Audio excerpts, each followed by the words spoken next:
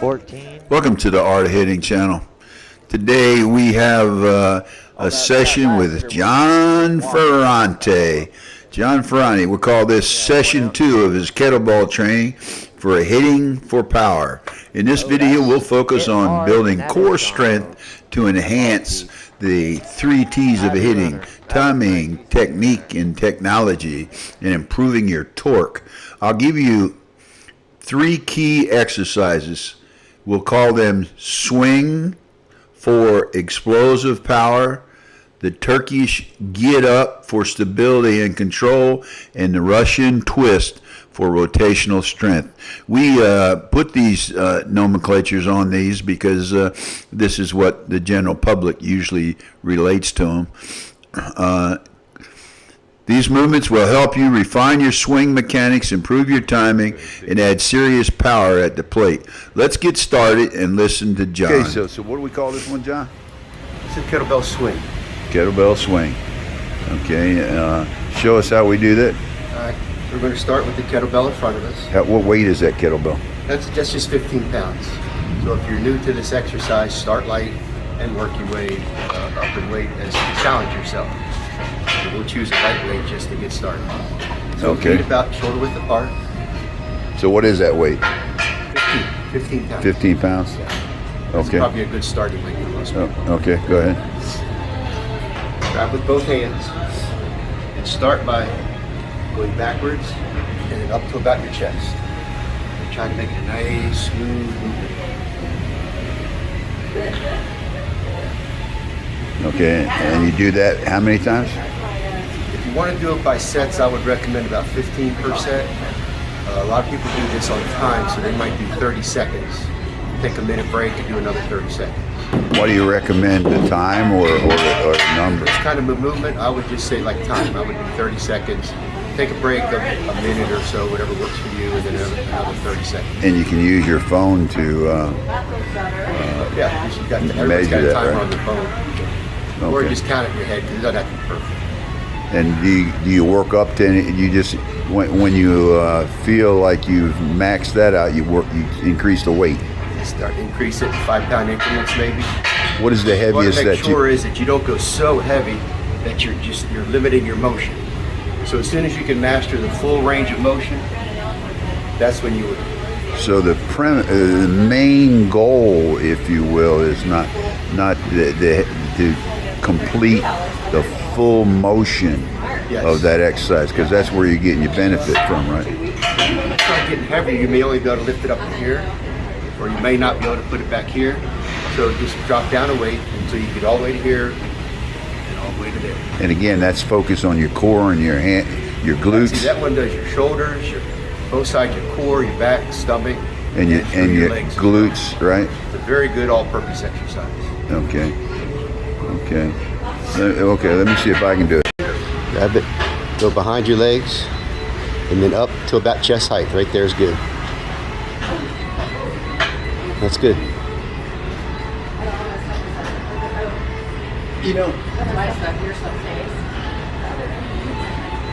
Okay, Johnny, so what we got now, this is what we call exercise 3. It's the Russian twist with the kettlebell. So the primary reason we're doing this is for what? It's your core. It's going to work your obliques, work your TA muscles, everything across here, which is going to allow you to be a better hitter. And that's obviously for the rotation of your hips during your swing, right? Yeah. And the better that is, the more bat speed and more exit speed you're going to get. For sure. Yeah. Okay, well, let's go through it. Go ahead. All right, so just pick up your weight, put your feet out in front of you. Start with the weight at your chest, and just twist to the side and drop it. Bring it back to here, drop it.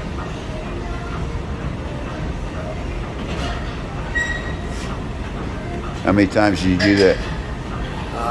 It's the same premise. You can do about 15 reps on each side, or do it for like 30 seconds at a time. Take a break and do another 30 seconds. And you know, on these type of exercises, a lot like an exercise like a push-up, you can do every day. Are these everyday exercises or every other day? I would still do them every other day. I wouldn't do them every day. You know, maybe every day with a light weight until you get used to the movements. But once you start putting a weight that strains you, yeah, you want to take a day off of that exercise or whatever it Is that still a 15-pound weight there? is. Yeah, it's still a 15-pound weight. So is that your regular workout or just you? No, it's just a light weight just to show you how to do it. And it's probably a good starting weight for most people as well. And I don't think you want to. I think, and I'm not wanting to put words in your mouth, but verify this is that you'd rather stay with a lower weight and do it properly than go to a heavy weight and do it improperly. Correct. Yeah. Doing it improperly with a heavy weight, first of all, you're not doing yourself any favors. Plus, you might hurt yourself. So stay down in the weight until you're comfortable going up a little bit higher in weight. What if you lose your form, and that's pretty much any exercise in the gym. Yeah, and I think, and again, this is just me thinking about the exercise itself, but the benefit is the fact of the use of those muscles and keeping them active and flexible, right? Not making them strong as shit, because I don't know, would an extra 10 pounds, what would that do using an extra 10 pounds, 25 pounds versus 15? Well, what would it would definitely strengthen your core muscles. If you could use it and use it regularly, a little bit more weight, you'll strengthen those core muscles. So now, if you strengthen that muscle to a point, like if you use, like you can build your triceps and biceps so good that you'd be like muscle bound, right? Would that happen to you? Would that happen to your core there? No. You get so strong that it just won't happen. Won't happen. You can't make these too strong. So it will be better for you. Okay. Okay, let me see if I can do that sucker. Dude, I'm getting down. You may get a tow truck in here and get me back up. Yeah, for sure. You ain't easy my old ass to get down here. So, okay, so I'm grabbing this thing. Let me see if I remember. Okay. Bring your legs together. Together. Oh.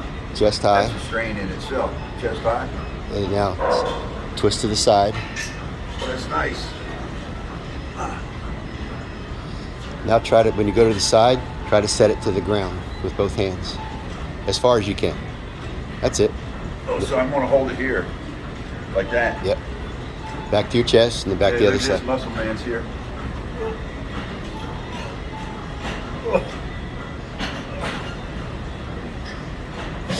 You know, this is a simple ass exercise, but it's harder than it looks. It's harder than it looks. Let's see if we get muscle man here. Cut this one off. Okay, Big Dan Carlson's here. 54-year-old stud. The air is the advanced version. So wait a minute. You let the man lead you through the exercise. Go ahead, show him how to do it. Or tell him how to do it. Pick up the feet together. Hold it chest high. Straight out. To the side. Hit the ground. Pick it up. Hit the ground? Yep. So just go back and forth. Isn't his legs supposed to be straight down? They can be. The advanced version is what he's doing, is lift his feet up off the ground. Oh, so he's showing off. He's showing off, yeah. So he's showing off. Look at him. Oh, see, you've done this before. No, I've seen it. Oh, you've seen it? It's a good one, though. Well, you're doing it pretty good. That's better than the machine. You know, I do the machine all the time over there. Oh, it's way better than the machine. Yeah, way better than the machine, isn't it? Matter of fact, we want to go over and get on the machine so we show the similarity. But that exercise right there, I'll wait till when Dan's done. Okay, stop. I'm not done. Just wasted 15 minutes of video because he wanted to do a whole exercise. So tell me what you thought about that. Is that the first time you've done that? Yeah, that's good. Talking about the machines, I think the advantage to a machine is it isolates the muscle specifically. When you're doing free weights, it's more, you get more work on the muscle. Okay, That's a good exercise. It makes sense to me. Okay, we got another one that we're going to work on, but let's go to the machine for a minute together. Okay, John, so what are we going to do now? You could have Dan demonstrate the Turkish stand-up. How come we have Dan do this? Well, I have knees, artificial knees that don't let me do this exercise. Oh, so artificial knees, you can't do it, huh? Yeah. I can't do a deep bend with weight. Well, I don't have artificial knees. I'm not sure I can do it. I got some old knees, but let's see what he does. So go ahead and work this. So we're laying what, flat on our back. You have Dan lay flat, stand up, and he's come to a sitting position. Guy's going He's going to fast. stand up with the weight. Okay, so Sit back down. me a bit. Okay. Lay back down. Change arms. Sit up. Stand up. Sit and lay. Just keep reversing.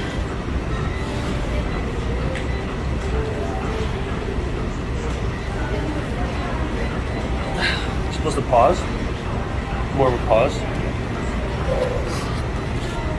Well, if you want to be in the, what do you call it? The what are those elite special forces guys? You better hustle through this thing.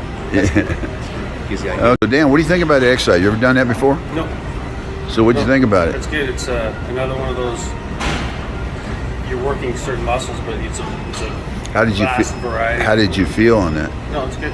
Yeah. Yeah. So, John, what does that specifically help you with in hitting? Well, it's going to strengthen your core. Because that's standing up, sitting down. It's going to work your core. It's going to build your shoulders. Okay. But Dan, while he's going up and down, he's working on his flexibility and just his overall fitness, which in the case of hitting is immeasurable. So, Legs, you can Working legs, working your core, working the shoulder, working up the pecs here, and you're working your thighs.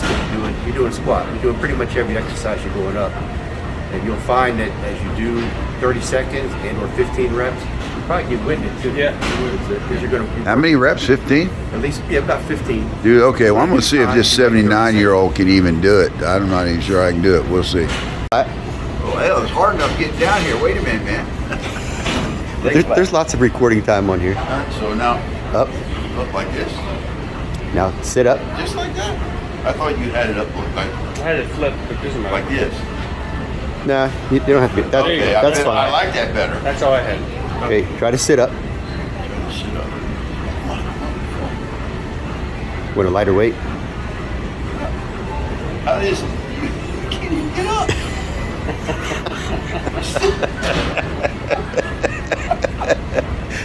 You want to help him, Dan? Gravity got a little heavy. I can't even get up. That's a bad sign, ain't it? No, I do Yeah, it. hard Can you one. stand up or just? Oh, I did.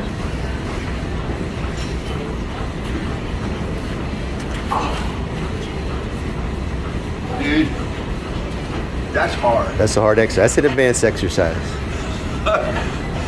That's, I may have to cut this, but I won't. Well, John, I want to tell you, man, for me, that was a hard-ass exercise. In fact, after we get done talking here, I want to get down there and see if I do it without weight. I'm not even sure I can do it without weight. So I'll leave that in there to show you that that's a tough exercise. I thought I was in halfway decent shape for my age, but not being able to do that will motivate me to try to at least do it with a lightweight. Lightweighter, really? Yeah. But I thought that was a hell of an exercise. It's a great everyday exercise too, because that's what you do. You get out of bed, you get out of that chair. It's all the same thing. Okay. This has been very eye-opening for me. I couldn't believe I couldn't get up from the sit-up position. I haven't done it in years, but and I've been on a mend for the last 2 years after 2 major operations for cancer. So yeah. Crash. It really was. So I got a long way back, a long road back, and I'm on my way starting today. Start working on his core strength by just doing partial sit-ups until he gains some strength, and little by little he can increase his depth and hopefully be able to do the exercise we were working on earlier. So thank God I knew this. But it is it's eye-opening, folks. Eye-opening. And the golden rule is if you don't use it, you lose it. These are great exercises to help you build the foundation of effective hitting in slow pitch softball. This session that John worked you through, the 3 different exercises, along with the assistance of Ed and Dan, They're designed to enhance your power and precision at the plate by improving your core strength, your balance, and explosive movement. I hope they were effective. Please hit subscribe and enjoy.